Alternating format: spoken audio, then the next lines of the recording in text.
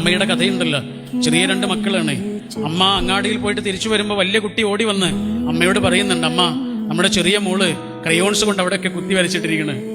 നമുക്ക് വല്ലാത്ത ദേഷ്യം വന്നു. അമ്മ സാധനങ്ങളൊക്കെ അവിടെ വെച്ചിട്ട് കുട്ടിയെ അടിക്കാൻ വേണ്ടിയിട്ട് ഓടി ചെല്ലുമ്പോഴാണ് കുട്ടി ക്രയോൺസ് പിറകിലേക്ക് പിടിച്ചിട്ട് പേടിച്ചു നിൽക്കുന്നത്.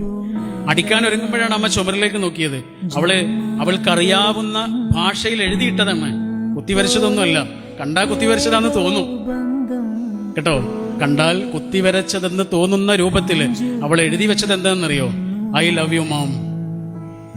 1/2 മണിക്കൂർ നേരം അമ്മയെ കാണാതായപ്പോഴേ അവളുടെ സ്നേഹം അവൾ ആവിഷ്കരിച്ചതാ.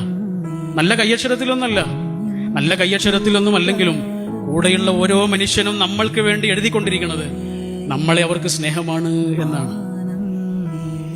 കയ്യക്ഷരം മോശമായതിന്റെ പേരിൽ നിങ്ങൾ അവരെ തടയരുത്. അതാരുമാകട്ടെ. സ്നേഹത്തിന്റെ ഭാഷയിൽ സംസാരിക്കാൻ കഴിയാത്ത ആളുകളുണ്ട്. സ്നേഹത്താൽ ഒരു വാക്ക് പറയാൻ കഴിയാത്ത ആളുകളുണ്ട്. പക്ഷെ അകത്തുള്ളത് നിറഞ്ഞ സ്നേഹമാണ്.